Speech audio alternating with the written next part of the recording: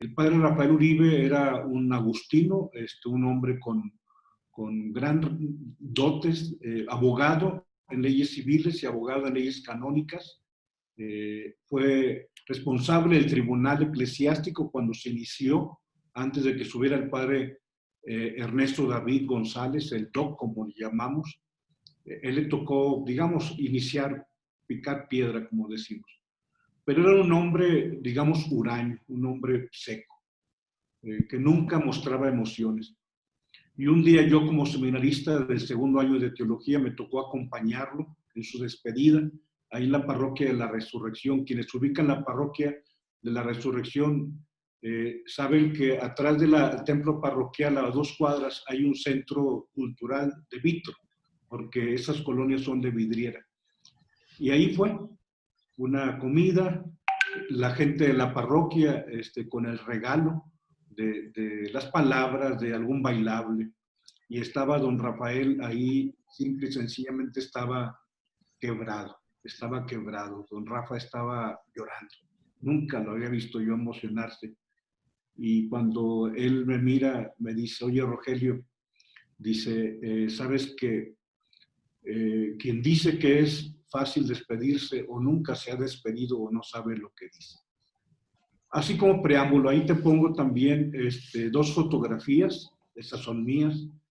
Cuando llegué a la parroquia de la Natividad, el día 23 del mes de agosto del año 2014, uno inicia, como tú sabes, en Monterrey, uno considera que por lo menos voy a estar 6 años en esa parroquia. O sea, cuando yo llegué el 23 de agosto del 2014, ignoraba que antes de 3 años ya no estaría ahí, porque no conoce uno cuándo es la conclusión. En esta fotografía que tú ves, yo estoy entrando. Invito a quienes tenemos el micrófono que lo pongamos en off, por favor. En esa fotografía, como tú ves, voy entrando. Viene don Rogelio atrás y junto a mí va el padre Miguel Ángel Flores Pesina, que es era el párroco anterior.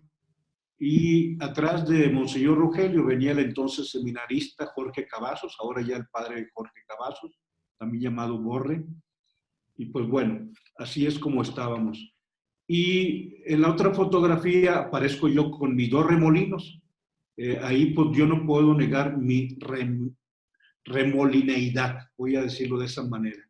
Dicen que los 2 remolinos hablan de una persona corajuda, alguien que de pronto se exaspera. Entonces mi remonileidad no la puedo negar, ahí están los 2 remolinos. Pero estoy en la misa de despedida, que fue el 15 de abril de ese año 2017, en la Pascua, cuando yo cumplía en ese entonces los 27 años de ordenado. Dios ya había marcado la pauta para que saliera de la parroquia de la Natividad y me viniera a la Ciudad de México para ofrecer mi ministerio. Por eso, bueno, a esta meditación en torno a la ascensión, te invito a que ubiquemos que todo tiene un inicio y todo tiene un fin. Adelante, por favor, Jairito, vamos a leer el texto de la palabra de Dios. La siguiente diapositiva. No sé, hay un cuadro abajo, no sé si lo puse yo o quién lo puso, que está ahí obstruyendo. Si me lo pudieran quitar también ese cuadro. Son 2 cuadros negros. Ya está, muy bien, gracias por ayudarme. Bueno, tomo un fragmento, es el libro de los Hechos de los Apóstoles. Los que estaban reunidos le preguntaron, Señor, ¿es en este momento cuando vas a restablecer el reino de Israel?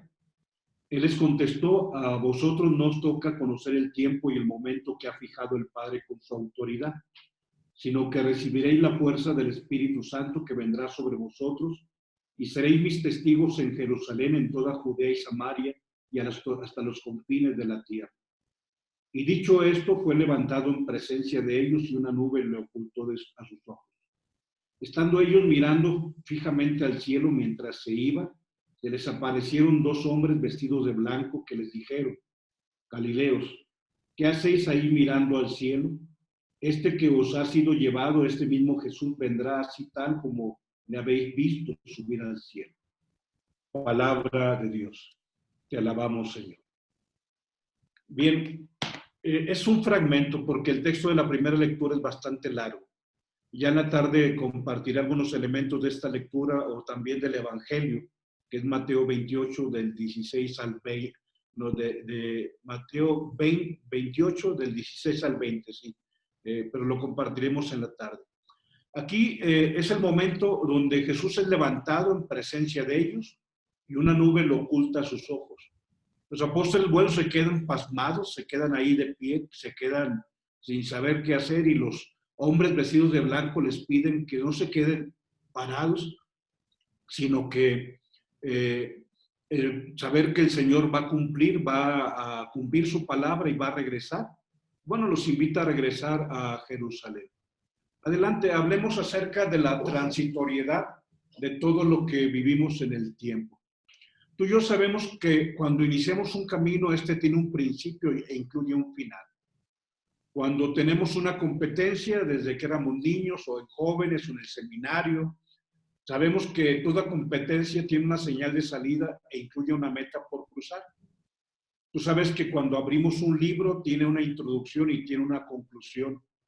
Y los libros a veces nos regalan un prólogo que promete siempre un epílogo.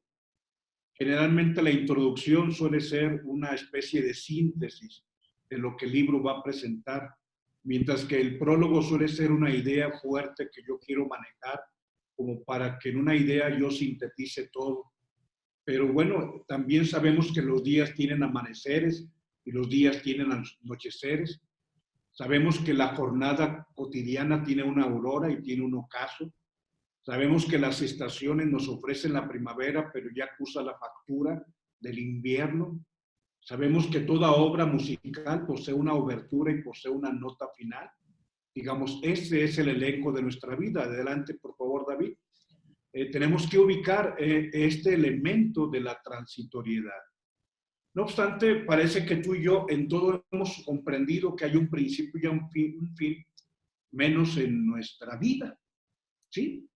O sea, nuestra vida tiene transitoriedad, es decir, transita, se mueve, no es algo que se cristaliza, sino es algo que tiene que tener mutaciones, que tiene que tener cambio, algo que se va gestando en el tiempo, pero pareciera, digamos, que no hemos, sobre todo, aprendido nosotros mismos. O sea, deja tú que tú y yo hayamos visto hermanos, papás, esposo, tú, esposa, no sé, hijos o nietos o primos que hayan ya concluido la vida. El problema es que tú y yo no entendemos que tú y yo un día vamos a concluir la vida y esto no debe atemorizarnos. Y entonces, bueno, nuestras actuaciones denuncian una conciencia o falta de conciencia en torno a la contingencia existencial. Y esto hace cuando tú y yo no somos conscientes de que estamos aquí de paso, de que viviremos nuestra Pascua, y palabra más afortunada no hay, porque la Pascua es eso, el paso. Estamos ya por concluir la Pascua. Jesús vivió una Pascua en el tiempo, pero también después de resucitado vivió una Pascua. Estaba, digamos, transitoriamente aún glorificado, vivía la transitoriedad. Y bueno, nosotros a veces caemos en la frivolidad porque pareciera que tú y yo tenemos entendido que vamos a vivir 100 años o un poquito más, o quizá nos sentimos eternos. Aquello que decía Amado Nervo, lloras en tal desconsuelo, que tal pareciera que tú eres eterno, y pareciera que no nos damos cuenta de que somos transitorios en la vida. Adelante, David, por favor, para seguir hablando de este elemento fugaz que es nuestra vida. Cuando no entendemos nosotros la transitoriedad, nos encontramos con las historias más lamentables, escenas tristes que hablan de ciertos fracasos, edificios sin terminar. Hay por ahí, por Garza Sada, y hay allá arriba de Cristo, lo que es Contra y la Silla, hay acá por Ruiz Cortines, de pronto edificaciones que a mí me ha tocado ver, que estaban trabajando mucho, que estaban poniéndole mucho esmero y de pronto se quedan ahí los edificios inacabados. Casas residenciales también a medio construir, de personas que pensaron que podían tener el presupuesto adecuado y por alguna razón de falta ya de ingreso no terminan de construir. Yo pongo el ejemplo, y perdón que lo diga, pero digamos, el anillo periférico que llega desde acá, desde García, cuando uno la agarra viniendo de Saltillo, que se conecta ahora con la autopista Monterrey-Saltillo y que va a dar prácticamente a la autopista Cadereyta, estaba hecho para Allende, así estaba diseñado, y se quedó mocho, se quedó corto. O sea, tenemos sinfonías inconclusas de la vida, tenemos enciclopedias que pensábamos íbamos a terminar y nunca acabamos. Entonces, ¿por qué? Porque no asumimos la caducidad de la vida y actuamos como si fuéramos eternos. El problema no son los edificios, las casas residenciales, la cartera, las sinfonías o las enciclopedias, sino tu vida y mi vida que se quedan como proyectos truncos que no avisoran, que no son capaces de percibir que en algún momento ni tú ni yo tenemos asegurado el mañana. Adelante, David, para poder ubicar qué es lo que tenemos que hacer. 3 preguntas para poder tú y yo ubicar. ¿Tu familia está preparada para cuando sobrevenga tu ausencia? Sé honesto. Aquellos que ahorita te tienen a ti, digamos, al frente, con la batuta, al frente de la orquesta, cuando de pronto la batuta se queda ahí sobre el atril de la pauta musical, ¿habrá alguien que tome la batuta? Mira, quizá algo sea esto algo, voy a decirlo, muy personal y a lo mejor un pensamiento de cuando yo era niño. Pero mi papá, en paz descanse, don Francisco, en no pocas ocasiones me llevó a pagar el agua, sobre todo ahí agua drenaje que estaba ahí por el obelisco. Y cuando yo era niño, tenía 7, 8 años, pues yo decía, bueno, yo pensaba en aquel entonces, pues yo un día voy a casarme, yo un día voy a tener hijos, voy a fijarme bien por dónde vengo, porque pues un día voy a tener que venir a hacer contrato de agua o tengo que venir para pagar recibos. Y lo mismo me tocó cuando papá, en paz descanse, me llevaba alguna ocasión a pagar el recibo o a checar alguna cuestión de electricidad ahí por universidad, ahí en torno a donde están las empresas de FEMSA, de Famosa, de la cervecería. Por ahí, por ese rumbo, está la oficina de la Comisión Federal de Electricidad. Yo me acuerdo que cuando iba dije, bueno, déjame reviso porque pues, a mí me va a tocar un día pues contratar un servicio de luz para cuando tenga mi casa y cuando yo tenga mis niños. Te digo, era un pensamiento de alguien de 8 años, 9 años, 10 años a lo mucho. Yo ingreso al seminario hasta los 14 años y es cuando estoy en la secundaria, cuando yo ya sé la inquietud vocacional que tengo. Pero la pregunta en torno a lo que te digo, no sé si faltaras tú el día de mañana, los que se quedan, están preparados para seguir haciendo lo que tú haces. Si el día de mañana Dios te llamara, tú ya no estás con los tuyos, la vida en tu familia continúa con un desarrollo normal. Cuando tú ya no estés tomando el timón de la barca va a seguir desplegando las velas, o sea, va a seguir avanzando en la mar del tiempo para un día llegar a atracar en la costa de la eternidad. O el día en que tú ya no estés en el timón, las cosas se van a caer. En la tarde, primero Dios me permita, voy a compartirte algunos elementos de reflexión en torno al daño que le hacemos a las personas cuando los hacemos dependientes de nosotros. Pero te digo, eso lo veremos un poquito en la tarde para que no te lo pierdas. Pero adelante, vamos continuando con esta historia que tiene un final y que hoy nos ofrece el epílogo. Te comparto aquí, hablando de prólogo y epílogo, a Marguerite Yourcenar. Aquí está la fotografía de ella y está una fotografía del libro en la editorial de Bolsillo, Los cuentos completos. Hay una pequeña narrativa que te comparto en este momento sobre ese preparar a las personas para cuando ya no estemos y sobre todo ser realistas. O sea, porque todos nosotros a veces dibujamos un cuadro rosa de la vida y la vida no es totalmente rosa, tiene a veces tonos negros y hasta grises y tiene todo tipo de tonalidades. O sea, quien le dice al hijo que va a estar él eternamente para solucionarle todo, lo va a hacer un inepto. Bueno, la narrativa a la que me refiero de Marguerite Yourcenar habla de un rey que muere en un reino lejano. Y entonces, al morir el rey, se queda el hijo al frente de la corona, pero aquel hijo tiene 16 años.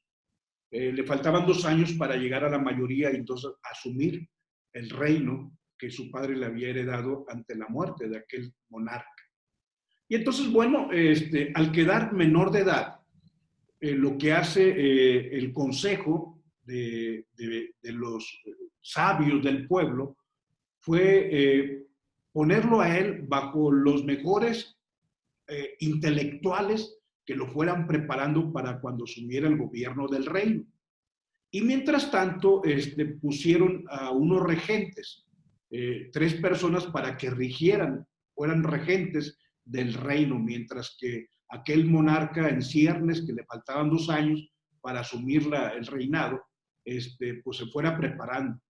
Y dentro de los especialistas, gente con muchas virtudes que pusieron como tutores para este monarca en gestación, estaba un pintor. Y entonces el pintor era un hombre ávido, o sea, un hombre sumamente brillante, que dibujaba hermosas escenas en cuadros hermosísimos.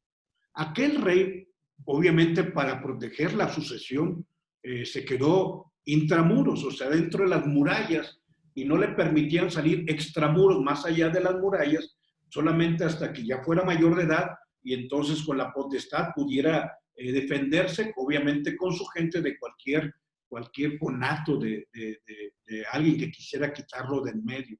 Entonces estaba resguardado y estaba intramuros, llevaba una vida dentro de las murallas de su palacio, que no le faltaba nada, tenía alimento, tenía los mejores instructores, mientras que los regentes regían, gobernaban al pueblo. Total, bueno, te digo, había dentro de los especialistas un pintor, y ese pintor era excelente para plasmar hermosos paisajes. Todo era bello, hermosos vaquitas, caballos, unas vacas pero gordas, o sea, unos marranitos que estaban ahí en el campo paseando, unos borreguitos, unos niños, familias contentas, las calles hermosas, escenas de la mar y de un lago que había ahí cerca. Y pues bueno, aquel monarca en ciernes durante 2 años se estuvo alimentando de los cuadros de aquel pintor, de un pintor, digamos, realmente genial. Llega el momento en que el monarca cumple 18 años. Y entonces, bueno, viene la ceremonia de la coronación. Y entonces, bueno, pues ya tiene el cetro en la mano, aquel bastón de mando, el cetro en la mano, la corona, está en el trono, tiene su capa, o sea, todos los atuendos de un rey conforme lo conocemos. Y entonces, bueno, al tener el centro de mando, ya él tiene la capacidad de decidir. Ya no hay regentes, se hacen a un lado. Y entonces, bueno, él decide hacer la primera visita a su reino, empezar a recorrer las calles, los campos para ir a ver a su gente. Pero se encontró con un cuadro patético. El cuadro patético fue ver niños llorando, enfermos, niños comiendo de la basura, sacando un pedazo de pan para alimentarse, niños con el rostro sudado y lleno de tierra, alguna persona tirada en el camino con una pierna gangrenada y un montón de gasas que ya están sucias. Y empezó a recorrer las calles de su pueblo y se dio cuenta de que había dolor y que todo no era tan bello, había suciedad, había pudredumbre, había basura, había llanto, había gente sin trabajo, había gente que no tenía para comer. Y así fue recorriendo cada calle hasta que llega un momento en que pide a su séquito que le acompañe, regresa al palacio. Y estando en el palacio, se encierra durante 2 días impactado por la realidad de la vida. Y después de 2 días de estar prácticamente aislado, toma la primera decisión que tomó él como monarca. Mandó a traer al pintor. Y ojo, es un cuento de Marguerite Yourcenar, ahí lo pueden leer. Perdón por la forma tan cruenta del desenlace del cuento. Cuenta Marguerite Yourcenar que aquel monarca mandó traer al pintor. Y la primera orden de su reinado fue: córtenle las manos y sáquenle los ojos al pintor. Y le cortaron las manos, le sacaron los ojos. y dice, para que no siga engañando a los demás, diciendo que la vida es solo sonrisas cuando también hay llanto, diciendo que todo es salud, crecimiento, alegría, cuando también hay enfermedad, cuando también hay gente que se muere de hambre. Córtenle las manos porque a mí este hombre me engañó. Me dijo lo que no era real. Me dibujó un mundo distinto a como es en realidad. Bueno, este es un cuento de Marguerite Yourcenar. Sin duda, un cuento que nos crea un choque, un mal sabor de boca. Pero quiero decirte que un día aquellos a quienes tú les estás diciendo este mundo es maravilloso y les quitas el color de la realidad, que un día cuando ellos vean y salgan y vean que no se gana tan fácilmente el dinero, cuando vean que no se tiene tan seguro el futuro, te van a reclamar y van a decirte, ¿por qué me engañaste? ¿Por qué no me dijiste que había desempleo? ¿Por qué no me dijiste que lo que tú me dabas tenía un costo? Dime, ¿por qué me diste frutos y no me diste semillas? Dime, ¿por qué me diste cosechas y no me diste herramientas? Dime, ¿por qué si yo quería ser un deportista de alto rendimiento, tú no me permitiste disciplina? Yo pude haber sido un campeón olímpico y tú no me exigías que me levantara en la mañana a ejercitarme, a tonificar mi cuerpo, a agarrar condición. Dime, ¿por qué si yo tenía que entrar al campo de batalla del mundo, por qué no me enseñaste a luchar? Dime, ¿por qué fuiste de esa manera?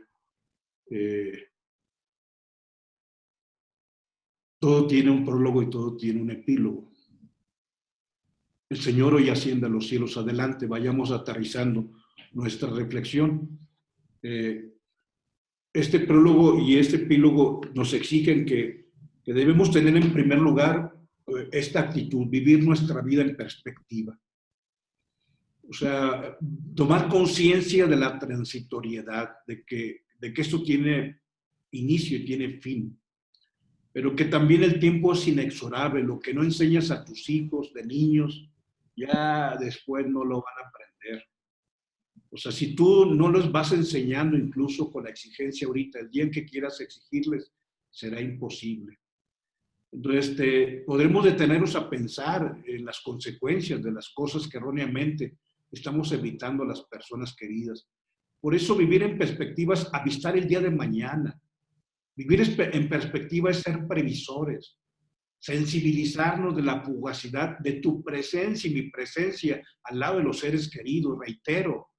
O sea, aún Cristo, el Dios eterno, el dueño del tiempo, el dueño de la eternidad, mientras que esté en el tiempo, su presencia es transitoria. Así como descendió y como nació en Belén, así hoy desde la montaña es elevado a lo alto. Hay muchos temas por tratar adelante para ir ya cerrando en algunas cosas que nos puedan ser útiles. El problema es que nosotros queremos pasar la vida resolviendo los problemas que no nos toca a nosotros resolver y que le toca resolver a los seres consanguíneos, asumir sus responsabilidades. Pero, ¿y el momento en que ya no estés? ¿Las cosas van a continuar o la vida se va a interrumpir? Vayamos concluyendo adelante, David, ya la penúltima aquí, diapositiva. Muy bien, el Señor asciende a los cielos el día de hoy. Y aquí estamos, año 2020. Y cuando venga el 2030, si estamos aquí tú y yo, o sea, habrá otros. El 2040, 2050. O sea, ¿cuál es la razón por la que esta historia donde Cristo asciende a los cielos todavía continúa? Por dos razones. La primera, fundamental, por el don del Espíritu Santo. No hay duda. O sea, esta es la historia del Espíritu Santo. O sea, a veces nosotros le entorpecemos la acción al Espíritu Santo. Pero no hay duda, o sea, el Espíritu Santo actúa. O sea, ¿por qué aún ascendiendo Cristo al cielo continuamos aquí? porque Dios Espíritu Santo actúa. La fiesta de Pentecostés que estamos por celebrar litúrgicamente. Pero hay un segundo elemento. O sea, Jesús dejó responsabilidades y le dejó a Pedro una responsabilidad.